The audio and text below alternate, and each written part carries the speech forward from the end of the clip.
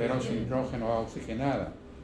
Lo une a un haluro, el haluro más abundante en el plasma, en el organismo es el cloruro, y forma el, ¿qué sustancia es esta? Hidróxido de cloruro, no.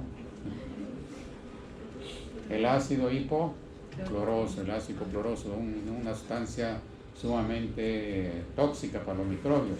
Ya el agua oxigenada es tóxica, recuerdan que se utiliza como germicida, y el ácido hipocloroso es mucho más tóxico que el agua oxigenada, y esto se está formando en el neutrófilo, ya veremos la importancia. Además tiene otras sustancias también. Las granulaciones secundarias. Entonces las granulaciones primarias básicamente tienen enzimas a recordar, la mieloperoxidasa, enzima digestiva por el hidrato de carbono y proteínas. En las granulaciones secundarias tenemos fosfatasa alcalina, lactoferrina y transcobalamina. Recuerdan la transcobalamina 1 y 3 que hablamos en la clase anterior. La fosfatasa alcalina no sabemos para qué lo tiene, no sabemos la función que cumple en el neutrófilo. La lactoferrina sí es una sustancia muy importante, actúa como un bacteriostático. Los bacteriostáticos son sustancias que impiden la reproducción de las bacterias. A muchos de los antibióticos que usamos en nuestra práctica común, la tetraciclina, la sulfa, por ejemplo, no matan los microbios, sino simplemente son bacteriostáticas, e impiden la reproducción de las bacterias, y nuestro sistema inmunológico se encarga de eliminarlos. Entonces, sustancias bacteriostáticas son sustancias que impiden la reproducción de las bacterias. Y la lactoferrina de nuestro neutrófilo también tiene esa propiedad. ¿Y cómo actúa? Secuestrando al hierro. Se apodera del hierro, y las bacterias para reproducirse necesitan hierro. Si no hay hierro, no se reproducen. Entonces funcionan pues como bacteriostáticos. Impide la multiplicación de las bacterias. La transcobalamina 1 y 3, dijimos que no sabíamos para qué sirve la vitamina B12 unida a la transcobalamina 1 y 3. Las granulaciones terciarias o partículas C. Recuerdan que está indudablemente demostrado que existen los neutrófilos. Contiene gelatinasas e hidrolasas ácidas, muy importante porque digieren, perforan la membrana basal, y el colágeno desnaturalizado se libera en el frente de avance durante la quimiotaxis. Enseguida veremos la importancia.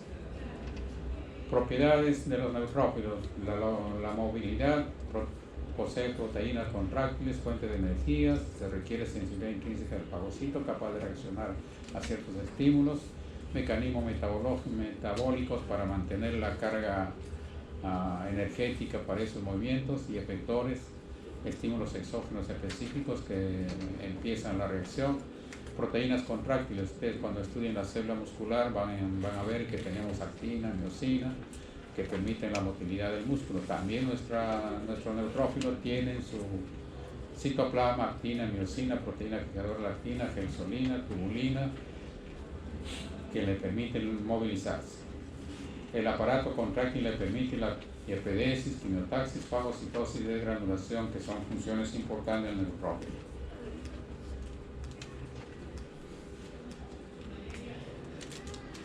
Bien, entonces la función básica de los neutrófilos es defendernos contra las infecciones. ¿Y cómo nos defienden?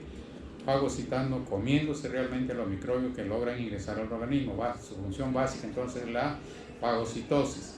Para cumplir con esta función tienen ciertas propiedades muy importantes que vamos a enumerarlas. Una de ellas es la quimiotaxis. La quimiotaxis son movimientos dirigidos, movimientos orientados por la presencia de ciertas sustancias llamadas sustancias quimiotácticas. O sea, no es un movimiento al azar, es un movimiento estimulado, un movimiento dirigido. Los neutrófilos tienen receptores específicos en la membrana para algunos factores quimiotácticos. Acá está ocurriendo la invasión por un microbio, ahí se producen sustancias quimiotácticas.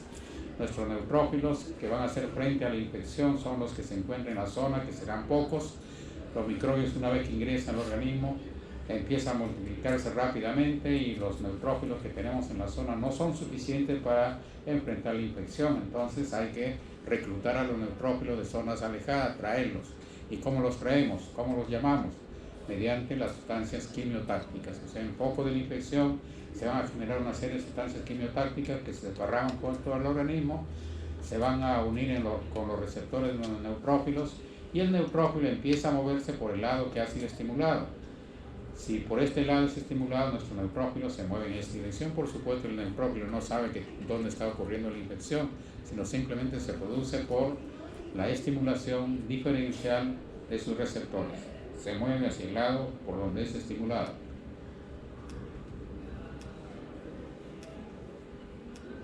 Entonces, obedeciendo a gradiente de concentración de sustancia quimiotáctica, hay una estimulación diferencial y eso produce la quimiotaxis. Se mueve hacia zona de mayor concentración de sustancia quimiotáctica. Polimerización y despolimerización de la tubulina. Las tubulinas son como palancas que se polimerizan y despolimerizan dentro del neutrófilo y permite el desplazamiento del neutrófilo. ¿Cuáles son esos factores quimiotácticos? Hay una fuente hay diversas fuentes de sustancias quimiotácticas. Son muy importantes porque son los que van a movilizar a nuestros neutrófilos. Una es la coagulación de la sangre. Donde está ocurriendo la invasión por un microbio se va a activar la coagulación de la sangre. Recuerden que estamos frente a una reacción, frente a una invasión por microbios. Y nuestro organismo, nuestros neutrófilos se están preparando para hacer frente a esa invasión. Digamos, acá tenemos el tejido, los microbios que han logrado ingresar. Nuestros tejidos son buenos caldos de cultivo para los microbios, de modo que una vez que han ingresado empiezan a multiplicarse rápidamente en gran proporción. Los tejidos están irrigados por vasos sanguíneos. Este tejido también está irrigado por vasos sanguíneos determinados. ¿Qué pasaría si los microbios logran ingresar a los vasos sanguíneos, atraviesan el endotelio vascular? Se diseminarían rápidamente por la sangre y acabarían con nosotros. Entonces, en cuanto hay una invasión, se activa la coagulación. La coagulación sanguínea sella los vasos sanguíneos que están en la zona, de tal manera que quedan aislados los microbios que se están reproduciendo. Por eso estimo que una fuente es la coagulación de la sangre. Y de esa coagulación de la sangre se desprenden ciertas sustancias quimiotácticas que van a atraer a los neutrófilos. Se desparraman a lo largo del organismo y van a atraer a los neutrófilos. Entonces, una fuente de sustancias quimiotácticas es la activación de la coagulación sanguínea.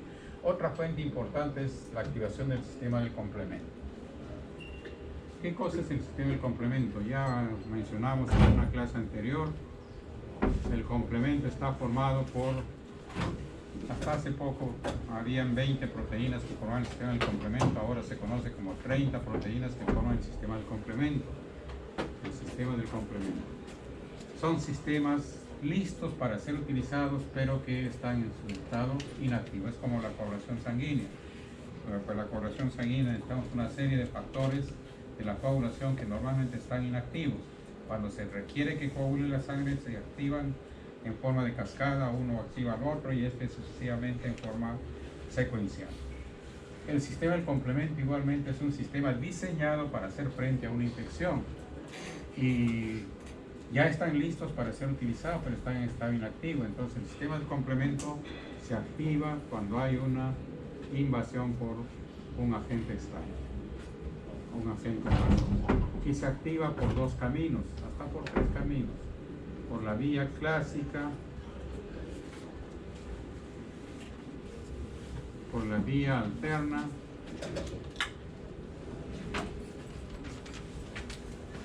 y otra vía de la properdina. Es una forma de la vía alterna, pero actualmente consideran tres vías: la vía clásica, la vía alterna y la vía de la properdina. Cuando el sistema del complemento se activa por la vía clásica, cuando se forman complejos antígeno-anticuerpos.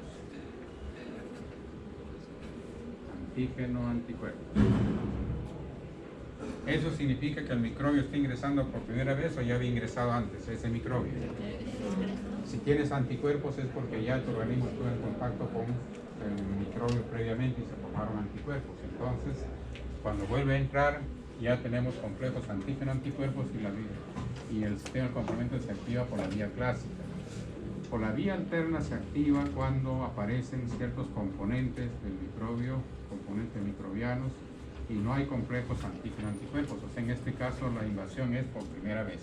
Entonces el sistema se activa ya sea que el microbio ingrese por primera vez o por segunda o más veces.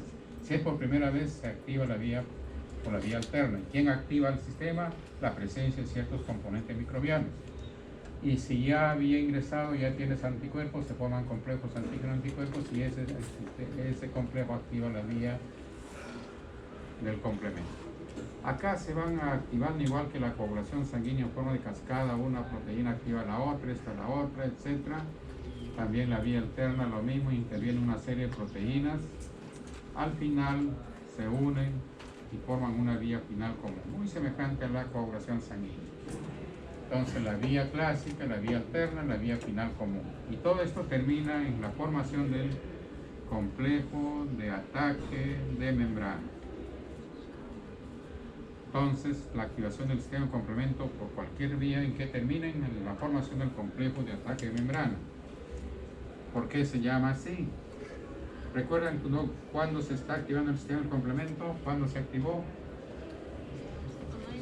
Cuando entró un microbio. Cuando entró un microbio, ya sea por primera vez o más o segunda vez, el sistema se activa. Entonces el sistema se está activando donde están los microbios. Entonces estos componentes que se van desprendiendo se van depositando en la membrana del microbio, la bacteria por ejemplo. Se van depositando en la membrana, al final forman un círculo, el círculo se cierra y el centro se perfora. Y por ahí salen el contenido de las bacterias. O sea, la bacteria queda reventada, queda perforada, queda muerta, por eso se llama complejo de ataque membrana. Entonces la activación del sistema del complemento termina en la formación del complejo de ataque membrana. Entonces, ¿para qué se activó el sistema del complemento? Para destruir al agente invasor. Pero hay más todavía. Se desprenden ciertas moléculas que se llaman C3b. Otras moléculas C5A, otras muchas más, por supuesto, estamos mencionando la más importante, C3b y C5A. C3b es una sustancia opsonizante.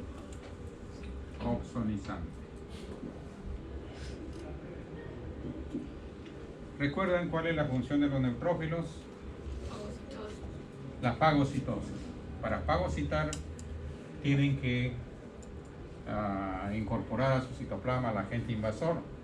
Los neutrófilos para poder fagocitar, en algún libro dice, para poder fagocitar el microbio tiene que estar aderezado, tiene que estar arreglado, tiene que estar opsonizado, tiene que estar cubierto por una sustancia opsonizante y de esa manera fácilmente es fagocitado. Entonces, ¿qué cosa es una sustancia opsonizante? Sustancias que facilitan la fagocitosis. Entonces, C3b es una sustancia opsonizante. Entonces, se desprende C3b para facilitar la fagocitosis. C5a es una sustancia quimiotáctica. ¿Qué son sustancias quimiotácticas? Sustancias que atraen a los neutrófilos. Entonces, vean lo práctico del sistema. Acá ocurrió la invasión. Acá se está activando el sistema del complemento. De por sí, la activación del sistema del complemento, muchos van a matar a la bacteria porque se forma el complejo de ataque de membrana. Pero también se forman C5A. ¿Y C5A qué cosa va a hacer? Va a atraer a los neutrófilos. Y mientras tanto, acá se está formando C3b. ¿Y C3b qué hace? Se pega a la bacteria, lo opsoniza. Entonces, cuando lleguen los neutrófilos, fácilmente lo van a fagocitar, ¿no?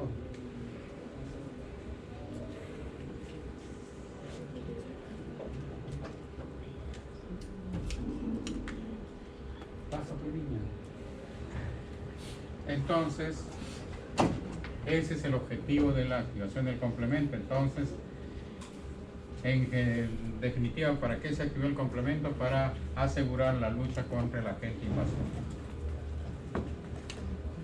El sistema fibrinolítico también genera una serie de otras sustancias quimiotácticas. Activador plasminógeno, producto de desintegración de la fibrina.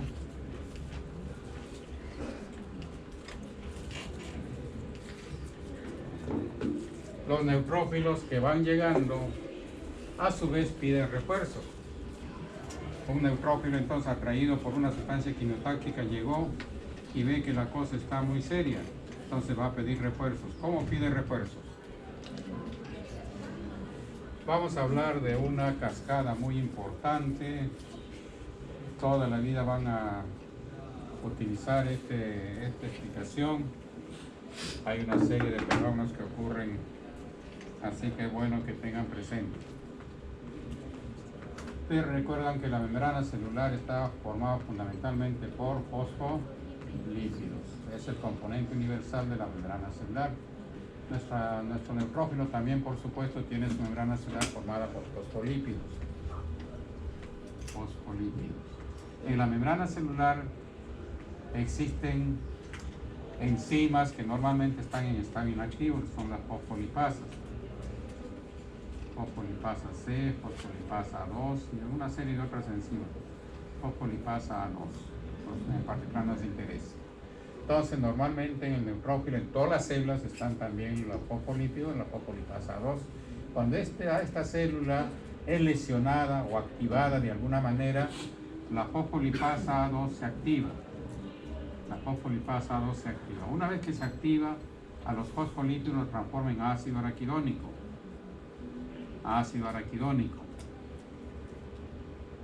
Sobre el ácido araquidónico se actúa una enzima, la lipooxigenasa.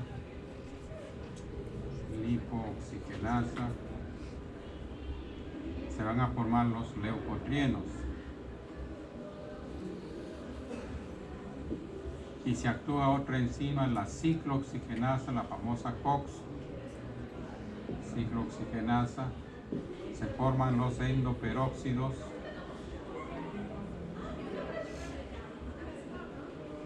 o prostaglandinas.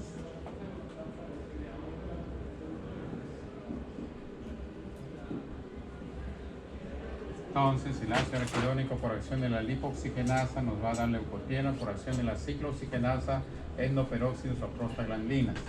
Los endoperóxidos por acción de la romboxano sintetasa